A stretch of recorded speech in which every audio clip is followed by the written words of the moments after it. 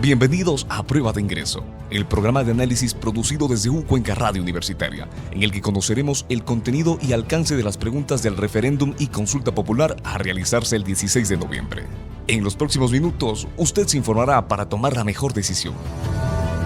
Esto es Prueba de Ingreso.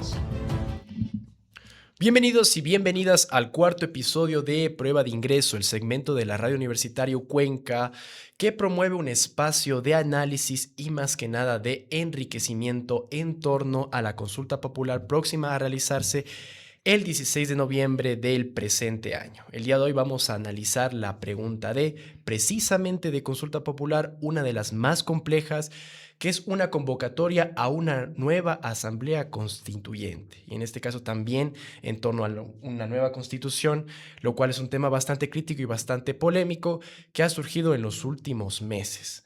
Para este análisis me acompaña mi colega Juan Jurgilés. Joan, qué placer, qué gusto amigos acompañarles una vez más en Prueba de Ingreso. Y sí, efectivamente vamos a analizar esta pregunta de la consulta popular que justamente está dando bastante de qué hablar y que sobre todo ha generado una cierta polarización entre varios sectores, que algunos se debaten por el sí, por el no, y cada uno tiene sus razones que van a ser explicadas obviamente por los profesionales y en este caso el profesional que tenemos hoy para que nos explique más al respecto. Y sí, precisamente para realizar este conversatorio y este análisis hemos convocado al doctor Daniel Carbo, el cual tenemos un video introductorio acerca de su perfil para proceder con este conversatorio. ¿Una nueva constitución para el Ecuador? Es una de las preguntas más polémicas del referéndum, y en Prueba de Ingreso la analizamos con un experto que entiende el peso de las leyes y el cambio de la constitución. Hablamos de Daniel Carbo, abogado con formación en la Universidad de Cuenca y la Universidad Andina Simón Bolívar. Es docente de Derecho Penal 2, además es abogado de libre ejercicio. ¿Está usted de acuerdo que se convoque e instale una nueva asamblea constituyente, cuyos representantes sean elegidos por el pueblo ecuatoriano, para elaborar una carta magna que entrará en vigencia solo si es aprobada en otro referéndum? ¿Es momento de reinscribir la constitución o fortalecer la que ya tenemos? No te pierdas de este episodio de Prueba de Ingreso, donde el debate se vuelve conocimiento. Doctor, primero que nada, muchísimas gracias por ser partícipe de este espacio. Muchas gracias, Joan, Juanjo, un honor, un placer compartir con ustedes, regresar a mi alma mater, también a través de ustedes un cordial saludo y afectuoso al mismo tiempo al querido maestro Johnny Wambaña, que seguro viene guiando sus pasos de manera adecuada y permiten que haya estos espacios de debate, de crítica, en donde el periodismo es un canal conductor de estas realidades que hoy más que nunca necesita el Ecuador. Necesitamos debates que permita que las personas, el pueblo en general, pueda discernir qué es lo que está pasando y hacia dónde ir. Un honor y a las órdenes, listos para el ataque de ustedes. Muchas gracias, estimado doctor. Y precisamente para ahondar en este análisis tenemos también un video introductorio en torno a la pregunta de... La cuarta pregunta, la única de consulta popular, plantea: ¿está usted de acuerdo con que se convoque e instale una asamblea constituyente cuyos representantes sean elegidos por el pueblo ecuatoriano, de acuerdo con las reglas electorales previstas en el Estatuto Constituyente adjunto, para elaborar una nueva constitución de la República, la cual entrará en vigencia si es aprobada únicamente por las y los ecuatorianos en referéndum? Aquí se plantea la posibilidad de rediseñar por completo la estructura del Estado ecuatoriano. El Ejecutivo argumenta que la actual crisis de seguridad, la violencia carcelaria y la ingobernabilidad institucional solo se resolverán a través de una nueva constitución. Ecuador tiene una larga tradición de procesos constituyentes. El antecedente más relevante es la Asamblea de Montecristi, convocada en 2007 al inicio del gobierno de Rafael Correa, cumpliendo su promesa política de redactar una nueva Carta Magna.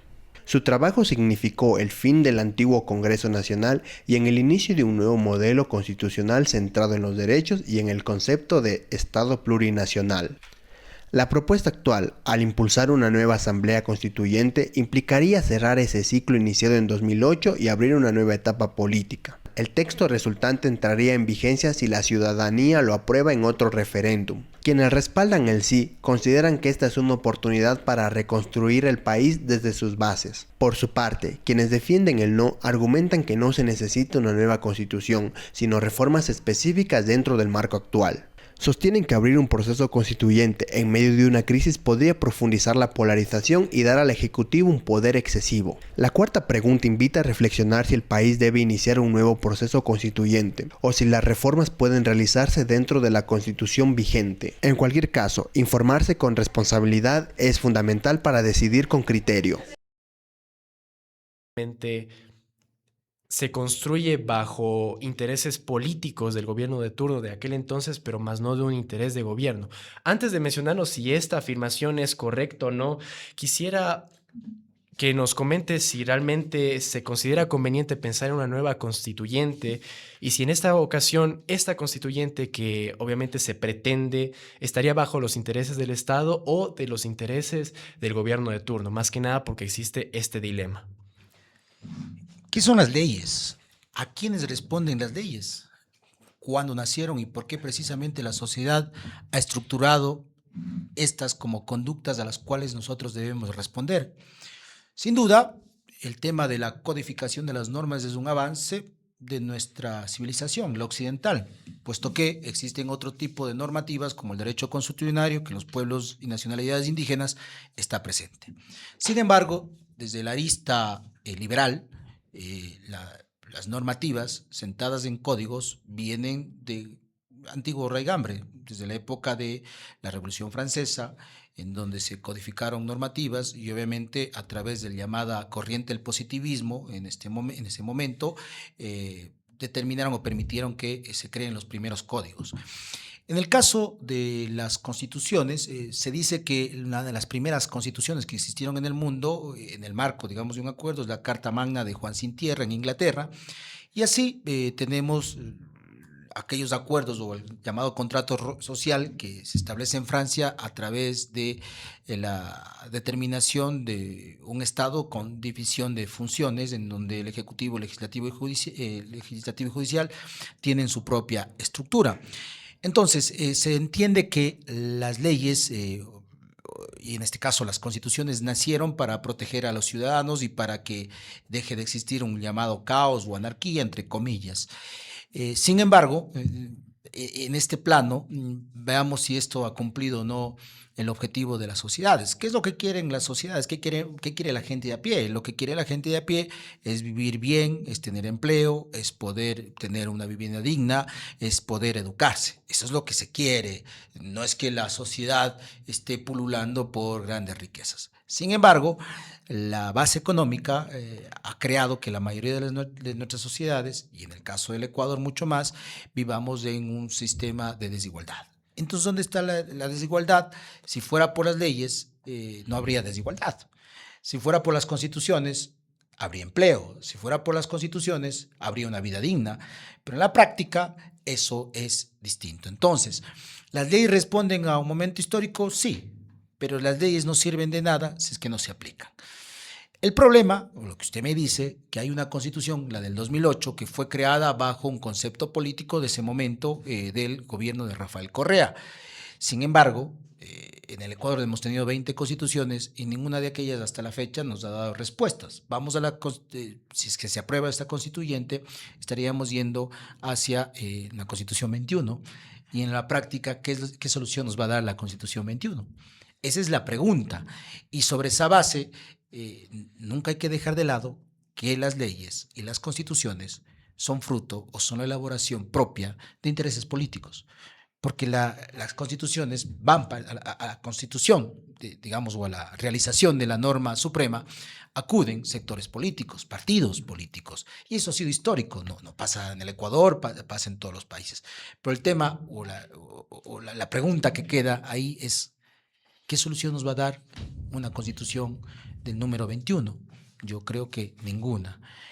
Y en ese marco el debate se profundiza sobre la base de quién va a dirigir esta nueva constituyente y qué cambio se va a dar. Se dice de seguridad. Bueno, entremos al debate de la seguridad, en donde yo creo que ahí hay mucho tela que cortar y muchas cuestiones que desenmascarar por parte del discurso politiquero del gobierno.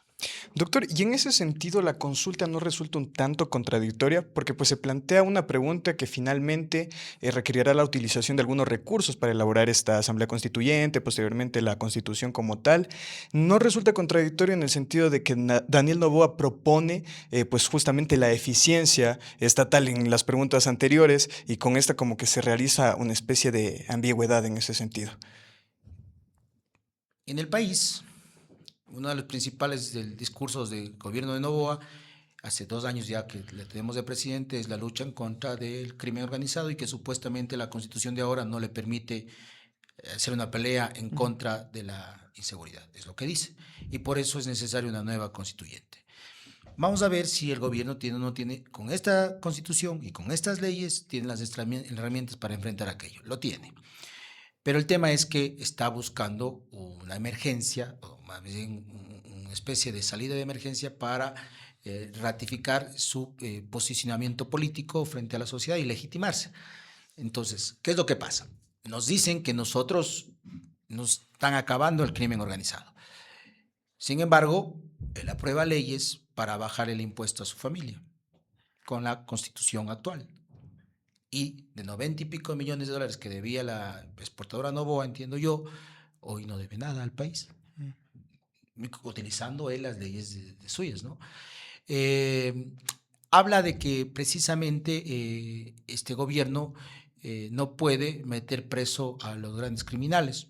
Sin embargo, a través de una reforma, a través de consulta popular, los ecuatorianos aprobamos la extradición recientemente y se reformó la constitución en ese marco. ¿Fue necesaria una nueva constitución? No, no fue necesario. Pero nos dicen que están luchando contra el crimen organizado, sin embargo, a diario existen muertes en el país, existen sicariatos y demás. Pero algo que es más peligroso es que utilizan un discurso que desvía un problema real del país, que es la crisis económica. Recién ganamos la medalla de bronce en Ecuador en hambre. Una organización dedicada a la investigación de hambruna en Latinoamérica determinó que Ecuador es el tercer país con más hambre en América Latina. Solo nos gana Bolivia y Trinidad y Tobago. Somos uno de los países más corruptos del mundo.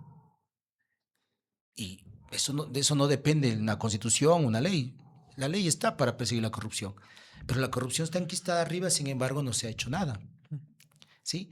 Entonces, el tema va de Noboa, de que supuestamente es una pelea contra la inseguridad, pero el gobierno ha tenido las manos, declaró conflicto armado interno, inclusive contra todo precepto internacional, sin embargo, sigue la cuestión igual.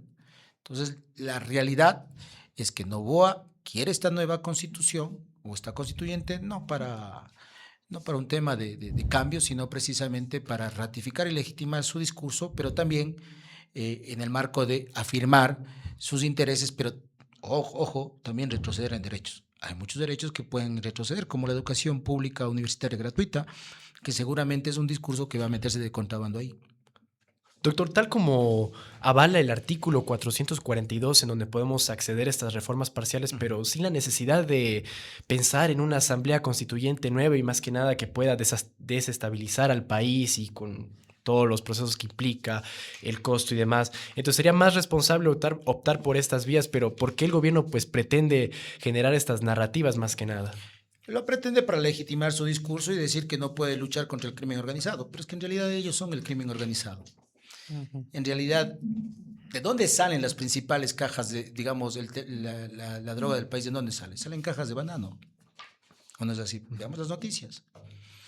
Ahora, algo que preocupa en el debate o la narrativa que ellos nos describen es que supuestamente no se puede reformar la Constitución, pero ya reformamos la extradición. Ya hemos reformado algunas cuestiones. El Consejo de Participación Ciudadana puede ser eliminado por reforma. Claro, una cuestión que no pueden tocar son derechos. No pueden tocar su derecho a la salud, no pueden tocar su derecho a la vivienda, su derecho a la educación pública gratuita. Entonces, como no pueden tocar esos derechos porque hay artículo expreso de la Constitución que dice que los derechos y garantías no pueden tocarse, vamos a una nueva Constitución y vamos a quitarle a Juanjo y a Joan su derecho a la educación pública gratuita universitaria. Vamos a quitarles el derecho a la seguridad social. Vamos a quitarle el derecho a la salud y la salud le vamos a establecer como una prestación de servicios. O sea, la cuestión hacia donde ellos van es a cercenar derechos, Porque lo que ellos dicen, a ver, quiero reformar el tema de seguridad. Oiga, la Corte Constitucional le dio, digamos, luz verde para que saque al ejército de las calles, para que saque más policías, para que complique más la situación en las cárceles. Y hasta la fecha no he visto solución. Entonces, claro, vivimos en un país donde se normaliza y se está normalizando las matanzas de las cárceles, se está normalizando las muertes a diario. ¿Y cuál es el discurso, la narrativa que nos ha inscrito? Es que es la pelea entre bandas. ¿Y quién prueba eso? Entonces, a lo que está yendo, digamos, Daniel Noboa es obviamente a la cercenación de derechos y obviamente legitimar el populismo penal que en la práctica, y está demostrado, nunca será la respuesta. Entonces, está en reformas. Ahora, si usted me pregunta, ¿qué pasa en otros países donde yo no comparto también su sistema? Sin embargo, ha pasado. La Constitución de Estados Unidos, ¿cuántas constituciones tiene Estados Unidos? Una sola. Lo único que ha sido reformada, ¿no? La de Francia, una sola. O en Inglaterra, inclusive en Inglaterra no hay ni constitución. Y son países, digamos, entre comillas, que están avanzados, etcétera, ¿no? Son países capitalistas que tienen grandes cuestiones, pero no han estado de constitución en constitución. Nosotros estaríamos yendo a la 21. ¿Y qué respuesta es ir a una nueva constitución si en la práctica todo sigue igual? Doctor, en el tema de seguridad precisamente está el artículo 76 y 77, que son las garantías del debido proceso, y se ha tocado esos artículos como la justificación exacta para lo que busca el presidente. En este caso, pues, ¿usted considera que esos artículos son inconsistentes, tal como lo alega el gobierno? El derecho penal liberal nace bajo un concepto interesante que hasta hoy se mantiene. Hay un autor llamado Cesare de Beccaria que escribe un librito que se llama Los delitos y las penas, y él dice, toda persona tiene derecho a un trato digno en un proceso penal, toda persona tiene derecho a que la pena sea proporcional al delito que comete, toda persona tiene derecho a ser tratada como inocente. De la misma manera, en el siglo XVIII ya se planteaban los primeros tribunales franceses, se decía, toda persona tiene un derecho a un juicio justo y no ser juzgada 2 veces por el mismo hecho. Hace más de 200 años se decía eso, hace más de 200 años. Entonces, ¿para qué sirve el llamado debido proceso? ¿El debido proceso protege al delincuente? Esa es la pregunta. La respuesta para mí es que no. El debido proceso defiende al inocente. Pero el debido proceso no es un invento que nace en el Ecuador. El debido proceso está en la Constitución gringa. Por ejemplo, un artículo del debido proceso del artículo 76 es el derecho al silencio. ¿Se han visto ustedes las películas gringas? ¿Qué dicen? Usted tiene derecho al silencio, tiene derecho a un abogado. Y eso está en la Constitución gringa. Eso también está en la Constitución ecuatoriana. Eso está en instrumentos de derechos humanos como el Pacto Internacional de Derechos Civiles y Políticos. Eso está en la Convención Americana de Derechos Humanos, del cual Ecuador es suscriptor, que toda persona tiene derecho a un juicio justo. ¿Y para qué nace este derecho del juicio justo? Pongamos este ejemplo. Pasan casos, porque es verdad.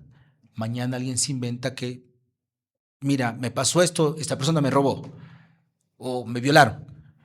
Y le llevan a usted preso, le detienen, le aprenden, y cuando le llevan, el juez analiza en función de lo que pide Fiscalía, ve si hay elementos o no, y dice, oiga, me queda la duda, entonces no voy a dar prisión preventiva.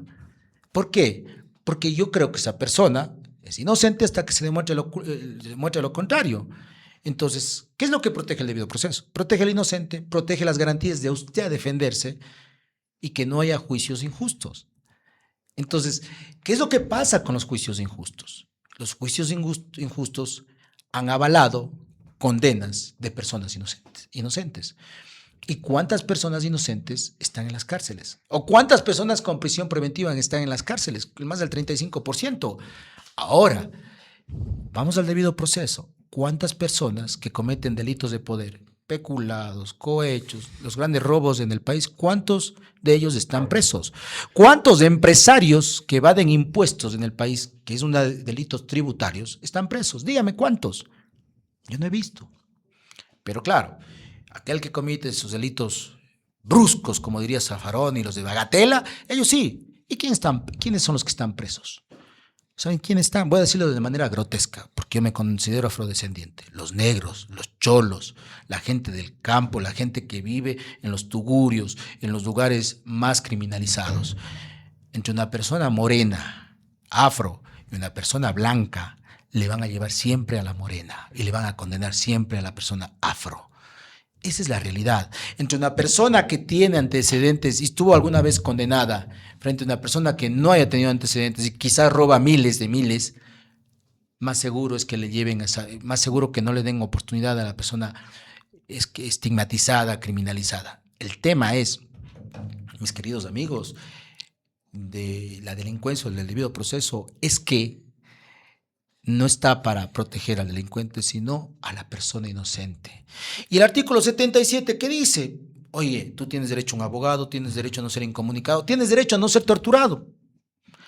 ¿Qué dice? La prisión preventiva es de última ratio. La prisión preventiva es de última ratio. ¿Qué quiere decir? Que es el último recurso.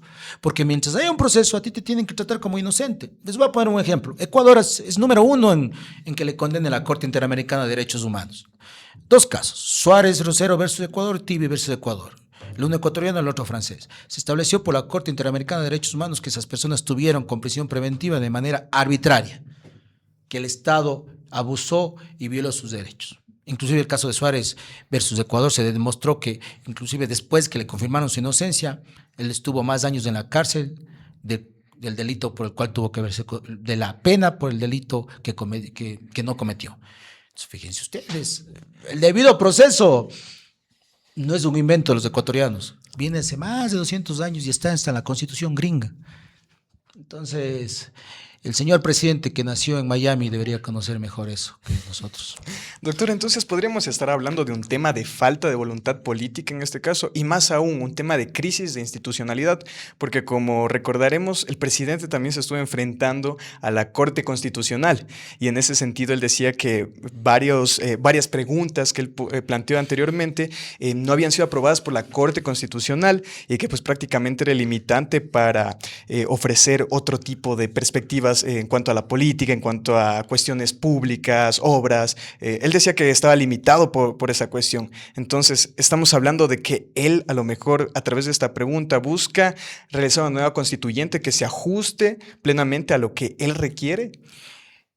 Pero es que la Corte Constitucional a un momento le ha servido a Daniel Noboa y otros momentos no, como ahora. Cuando hubo esta crisis entre la vicepresidencia y la presidencia para el encargo, la Corte Constitucional dio largas y le benefició a Noboa. Es una verdad. Cuando se declara el conflicto armado interno, que dentro de la perspectiva del derecho internacional humanitario, el derecho de guerra, no tenía que establecerse, la Corte Constitucional le dijo, sí, hay conflicto armado interno. Y claro, Noboa salió diciendo, muy bien la Corte Constitucional. Y hoy la Corte Constitucional le ha puesto algunos cotos a decisiones o normativas que se han aprobado en la Asamblea Nacional, como la cuestión de la ley de inteligencia, la ley de integridad pública que permitía despedir a miles de funcionarios del servicio público, o la ley de inteligencia que permitía meterse en nuestras vidas sin autorización judicial. Ahí dice la Corte es mala. No, la Corte Constitucional es la que interpreta la Constitución. Sí, y hay tribunales constitucionales en el mundo que cumplen esa función. Le pongo un ejemplo. En Colombia, el Tribunal Constitucional de la Corte, digamos la Corte Constitucional colombiana, ha hecho sentencias exquisitas que en el plano del país colombiano ha permitido proteger derechos de las personas. El caso de la India. En la India hay un tribunal, digamos, no sé el nombre de la corte, pero que ha creado inclusive normativa y limita el poder del Estado. O sea, los jueces están para limitar también el poder del Estado y ese desborde arbitrario que vaya en contra de la norma constitucional. Yo tengo mis reparos a decisiones o visiones que ha tenido la Corte Constitucional en materia penal, por ejemplo. Sin embargo, ha sido una Corte en este último periodo, del periodo anterior a este periodo, que de alguna forma ha permitido solventar un debate e interpretar de una manera más de avanzada en el marco de los derechos de la Corte Constitucional. Entonces, claro, ¿qué es lo que quiere Noboa? Noboa quiere eliminar la Corte Constitucional, quieren crear un tribunal dentro de la Corte Suprema, que es, como es el caso colombiano, el caso mexicano, y en este marco supuestamente no tener un óbice en su camino para el tema de sus decisiones. El tema es, o más bien lo más gravitante aquí y pernicioso por parte de Noboa, es que lo que busca es hacerse de todos los poderes del Estado y en ese marco ejercer una dictadura desde la llamada perspectiva democrática, ¿no? Entonces, eso es lo que pasa con respecto al tema de la Corte Constitucional, que en realidad inclusive le dio aval para para el tema de la constituyente. Dijo, ya vamos con la pregunta de la constituyente. Y en ese marco lo que plantea, obviamente, no es más que un discurso que se queda en la politiquería bajo el tema de querer avalar sus postulados, en este caso del privilegio y como clase dominante, ¿no? Doctor, en cuanto al desborde arbitrario político, así como mencionó, también se mostró como uno de los justificativos en torno a esta nueva constituyente la remoción de la quinta función del Estado, en este caso de transparencia y control social, con las narrativas de que esta quinta función pues es propensa al cooptado, al tema de poner a políticos, a personajes dentro de estos escenarios que realmente no están avalados. Entonces, en ese sentido, ¿resulta imperativo realizar esta acción o es simplemente una acción que se puede hacer mediante reforma parcial, así como estábamos hablando? Puede hacerse mediante reforma. El Consejo de Participación Ciudadana en el Ecuador no sirve para nada, sirve para poner autoridades de los políticos de turno o la componenda que se haga. Yo les voy a poner un ejemplo. Esto le sirvió mucho al correísmo y le sirve hoy también a Noboa. Les voy a poner dos ejemplos. El correísmo puso al fiscal que no sabía nada de derecho penal, que era un exministro de Energía, se me fue el nombre justo ahora, que dijo, ¿saben quién es el culpable? Yo sé quién es Odebrecht, eso decía él, se me fue el nombre realmente. Luego pusieron, Noboa acaba de poner un consejo de la judicatura a su talla. Godoy responde a los intereses del gobierno. Es así, es así. Y a través de designación de quién, del Consejo de Participación Ciudadana, en donde 7 preclaros dicen, oye, vamos a nombrar de esta forma. Entonces, vean, eso no sirve para nada. Mejor regresemos a la etapa donde ya de alguna forma se sabía, la Asamblea designaba a las autoridades. Esto en otros países es así, es así. Pero claro, la designación de autoridades en este país bajo el Consejo de Participación Ciudadana sigue siendo una designación desde una perspectiva política. Diana Salazar es una persona, y lo digo con todas las letras, una persona que no sabe de derecho penal y fue fiscal general del Estado, sin saber nada, con una nota de 10/20 en el examen oral. Y cuando usted escuchaba su exposición oral, realmente da vergüenza ajena, ¿no? Pero aquí estamos, así estamos. En ese sentido, doctor, ¿usted cree que hubiera sido puntual y clave pues colocar esta pregunta, quizás la remoción de la quinta función del Estado en esto de la consulta popular? Claro, indiscutiblemente, y eso pudo haberse hecho a través de reforma, indiscutiblemente, porque no está tocando derechos. No está tocando derechos. Claro, el Estado es que le tiene miedo al gobierno, que no puede preguntar, oye, ¿quieres quitar la educación gratuita de la universidad? No puede, porque es un derecho. No puede quitar, decir, ¿quieres eliminar la salud como un derecho, ponerla como un servicio? No puede, porque eso no le permite la Constitución actual, ¿sí? Constitución que, claro, obviamente es fruto, ojo, no de un partido político, porque fueron varios partidos políticos en esa constituyente, pero muchos movimientos sociales inscritos. Yo solamente les pongo un ejemplo. En el 2008, postrimería, cerca del 2008, yo fui presidente de la FEUE de la Universidad de Cuenca, y tuve la oportunidad de ir a Montecristi. Rafael Correa, y lo digo con todas las letras, siempre dijo que para él la universidad pública debía ser cobrada.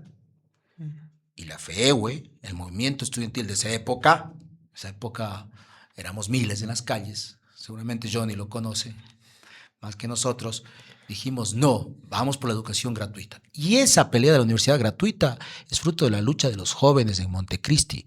Antes de a nosotros en la universidad pública nos cobraban la llamada matrícula diferenciada.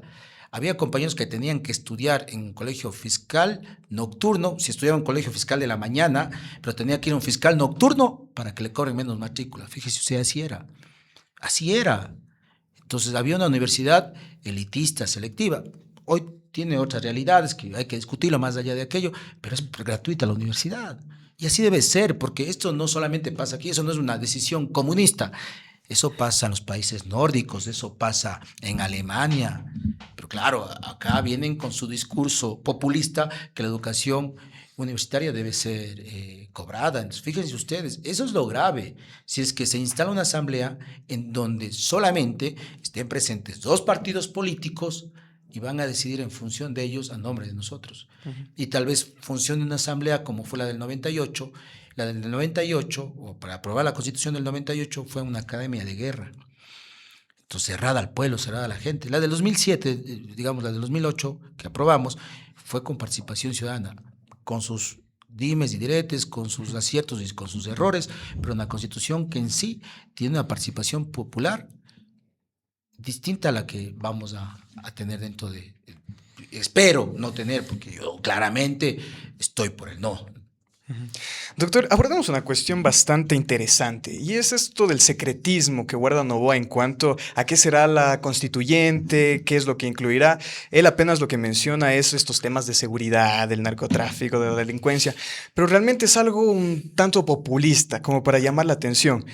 Pero, ¿a qué se debe este secretismo, este hermetismo en cuanto al contenido de lo que sería la constituyente? ¿Se trata acaso de una estrategia política o es que realmente existe desconocimiento por parte del Ejecutivo en cuanto a este aspecto? Es que nunca debemos abandonar nosotros que el discurso jurídico tiene un precedente en discurso político. Y el discurso político responde a un interés de clase. Y quien está en el poder es obviamente los ricos. Y hoy no tenemos un buen aliado, digamos, no tenemos un país que está a favor de los gringos, sino tenemos un amigo de los gringos, que es Noboa. El tema es que el gobierno de Noboa se instala sus leyes en función de ellos. Vamos a plantear algunos discursos que él ha dicho. Ha dicho que el seguro social no tiene que prestar servicio, sino que el seguro social simplemente es una caja recaudadora para las jubilaciones. ¿Sabe con eso qué le están eliminando? Le están eliminando el derecho a la salud de las personas que trabajan, salud un poquito mejor que la salud pública, y le están diciendo ahora todos los trabajadores o las personas afiliadas al seguro se van al Hospital Vicente Corral Moscoso, en donde no hay insumos, y muéranse a las puertas. ¿Para qué? Los que tengan un poquito o los que tengan casi nada se endeuden, hipotequen sus casas y se mueran en la última pobreza porque no van a tener cómo pagar medicinas y demás cosas. Eso es lo que va a pasar con ese discurso. Pero también el discurso está inscrito en la política económica de vamos a eliminar subsidios. Ya nos eliminaron el subsidio a la gasolina. Ahora, en estos días, están instalando la narrativa, por ejemplo, en este medio La Posta, en donde están diciendo, encontramos en Perú, en una bodega, no sé cuántos cilindros de gas. ¿Ya? ¿Qué discurso están instalando? Acuérdense que para subirnos antes la gasolina, dijeron, miren, el contrabando de gasolina. Exacto. Ahora están diciendo, vean, estamos encontrando que el gas que hacemos en Ecuador se está yendo al Perú porque es más barato. ¿Qué discurso encierra eso? Nos van a quitar el subsidio.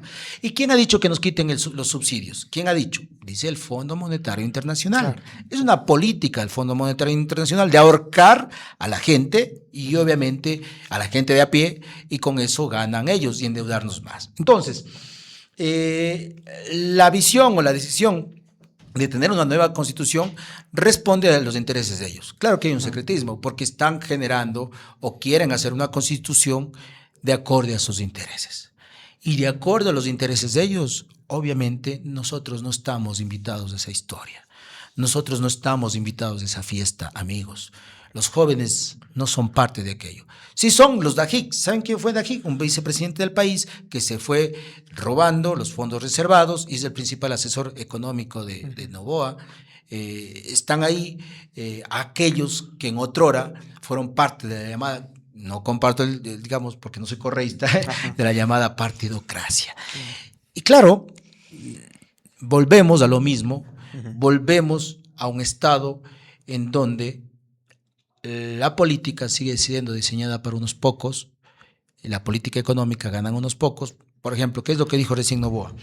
Solo en este gobierno los bancos han ganado muchísimo. Los bancos. pero ¿cuánto han ganado los trabajadores? ¿Cuánto han ganado las universidades públicas? ¿Cuánto le deben a la U pública? ¿Cuánto le deben a las universidades cofinanciadas? ¿Cuánto le deben a los jóvenes en este país? Hoy los jóvenes ni siquiera sueñan en una casa, sueñan con tener un empleo que por lo menos sea de meses y sueñan con migrar. Entonces esa es una realidad que obviamente nos invita a reflexionar, a pensar y a luchar, porque la lucha también es el espacio donde nosotros debemos reivindicar, sostener derechos y ganar más derechos. Doctor, sin duda el ciudadano estaba votando por una solución inmediata a la crisis en torno a esta pregunta, inmediata. Sin embargo, nosotros creemos de que eso está abriendo a un proceso de largo aliento y no sabemos qué implicaciones hay en torno a ello. ¿Cuánto tiempo y cuáles son las repercusiones que vamos a estar quizás afrontando en torno a esta pregunta en caso de que gane el sí? Hoy es 11 de noviembre del 2025. Le firmo. Nada va a cambiar y todo va a ser peor. La nueva constitución, si se aprueba, va a ser peor para los ecuatorianos y ecuatorianas. Y le aseguro. ¿Por qué? Porque el problema de la crisis no se resuelve con la Constitución 21. Este problema se resuelve con participación social y popular y con lucha. Noboa no es la solución para los intereses populares. Porque ya lo he demostrado.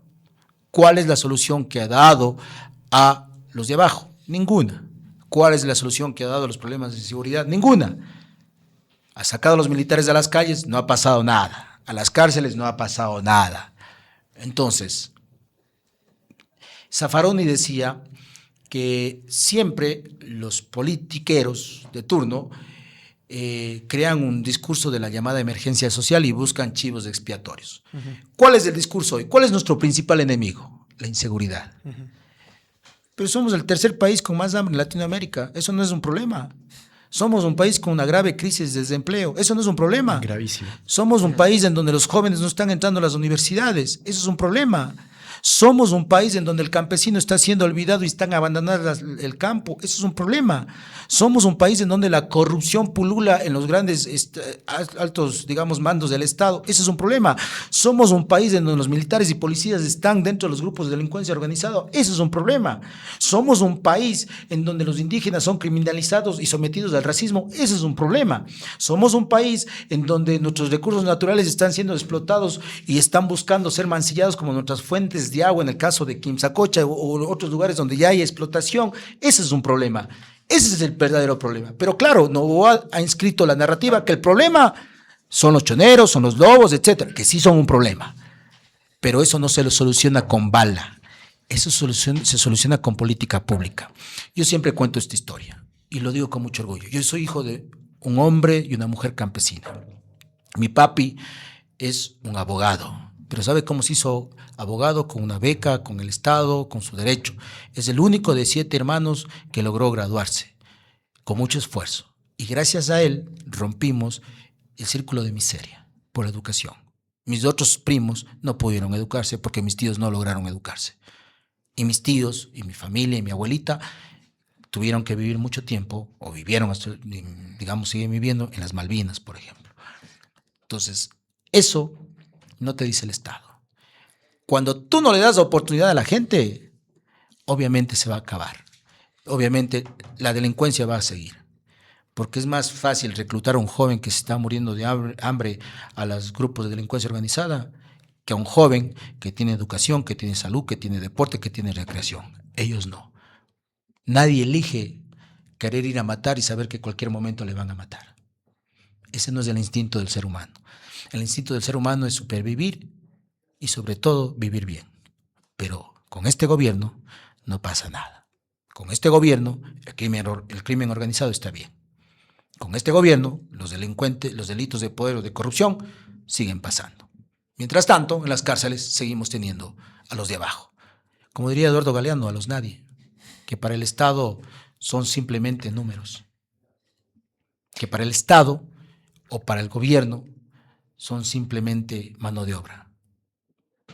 Esos son los de abajo, los nadies, los que nos olvidamos y a los que no les queremos dar nombre, y los que mantienen este sistema para que ellos sigan siendo más ricos. Doctor, y entonces, ¿qué le queda ahora al ciudadano de a pie, quien claramente está influenciado por las opiniones mayoritarias que existe entre una sociedad que obviamente está pues llevada por este discurso de la emergencia, este discurso de la inseguridad, de algo que pretende ser inmediato, pero que a la larga se va a implantar por un tiempo mucho mayor, en vista de que al gobierno de Noboa todavía le queda prácticamente entera su periodo? En ese sentido, ¿qué es lo que debería hacer el ciudadano ahora? ¿Cómo debería pensar para tratar de romper en la medida de lo posible pues estas limitaciones que se ponen a través de las narrativas que imparte el gobierno? Lo que necesitamos primero, jóvenes como ustedes, que lideren estos procesos de cambio. En Nepal pasó algo muy interesante, no sé cómo sigue el proceso ahora, pero los jóvenes de la generación Z votaron a los corruptos. Y yo creo que hoy ustedes podrán hacer ese cambio. Y necesitamos levantar algo que es hasta instintivo y biológico. La socialización es un tema que viene desde el tema, nos permitió sobrevivir como especie. Pero a eso lo traslado en el marco de la organización. Necesitamos recuperar la organización. El correísmo acabó con la organización social y popular. Y así lo digo con todas esas palabras. Pero hoy necesitamos recuperar la organización. Necesitamos la asamblea de la universidad, necesitamos la asamblea del barrio, necesitamos el sindicato organizado, necesitamos que ustedes, los jóvenes, sigan saliendo a las calles luchando y sosteniendo estos derechos y luchando por más derechos y generando debate en las casas, generando debate en el aula, generando debates en todos los espacios, porque la única manera de enfrentar esta maquinaria que compra hoy medios de comunicación, que tiene comprar las redes sociales, es con la voz de a pie de nosotros. Al ciudadano le queda informarse, pero escuchar voces también disidentes, críticas y argumentadas. Porque el ciudadano de a pie tiene muchas necesidades, pero también tiene miedos. Y le han inscrito el miedo. Y han dicho, mira, es que el miedo, ten este miedo y vota con miedo para que se acabe el miedo. Hemos seguido votando con miedo durante todos estos años y todo sigue peor. Doctor, agradecerle por sus criterios, más que nada bajo su experticia y bajo sus facultades. Realmente gracias por ser partícipe de este debate y más que nada de este espacio de análisis. A ustedes, Joan, Juanjo, un honor, muchas gracias. Me voy con una gran lección y pinta un gran éxito para ustedes a futuro. Seguro harán un gran papel en la comunicación. Y a ustedes, muchísimas gracias por acompañarnos en este cuarto episodio. Les recordamos que esos episodios van a estar visibles en la página de Radio U Cuenca a partir de las 7 de la noche. Eso ha sido todo por hoy, Juanjo. Gracias, Joan. Realmente, doctor, un placer haber compartido este espacio. Creo que es una de las preguntas que tiene mayor complejidad, que es una de las que realmente mayor impacto va a tener en caso de decidirse por el sí o por el no. Pero bueno, aquí están los criterios. Lo que les pedimos siempre es informarse a profundidad, no solo creer en aquella información que se encuentra superficialmente, sino en aquellos anexos, en aquellas cuestiones, detalles que son mucho más de fondo, pero que realmente ocultan las verdaderas intenciones. Gracias y nos vemos. Chau, chau. Gracias por sintonizar Prueba de Ingreso, el programa de análisis producido desde U Cuenca Radio Universitaria, en el que conocimos el contenido y el alcance de las preguntas del referéndum y consulta popular a realizarse el 16 de noviembre. Le invitamos a nuestro próximo programa, en el que usted se informará para tomar la mejor decisión. Esto fue Prueba de Ingreso.